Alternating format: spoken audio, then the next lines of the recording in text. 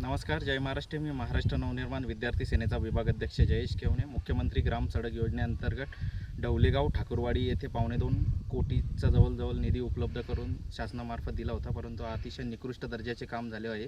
त्याविषयी सर्वप्रथम जिल्हा परिषदच्या ज्या इंजिनियर आहेत प्रियंका काले मॅडम, त्यांना आपण सांगितलं होतं, परंतु त्यांनी त्याच्याकडे दुर्लक्ष केलं आणि थातूरमातूर कारणं दिली. त्यानंतर आपण झगडे जे अधीक्षक अभियंता आहेत त्यांची भेट घेतली मुख्यमंत्री ग्राम सडक योजनेचे, परंतु त्यांनीसुद्धा या प्रकरणाला दाबादाब करण्याचे प्रयत्न केले. कोणतेही चोख उत्तर दिलेले नाही. त्यावर आपण पुणे येथील अधीक्षक अभियंता मुख्य त्यांची 2 दिवसापूर्वी भेट घेतली व या सर्व प्रकरणाची गांभीर्याने दखल घेऊन चौकशीचे आदेश देण्याची विनंती केली. तर त्यांनी कोली मॅडम यांनी त्या निवेदनास सकारात्मक प्रतिसाद दिला व लवकरात लवकर कारवाई होईल व सर्व गोष्टी योग्य रीतीने तपासल्या जातील असे आश्वासन दिले आहे.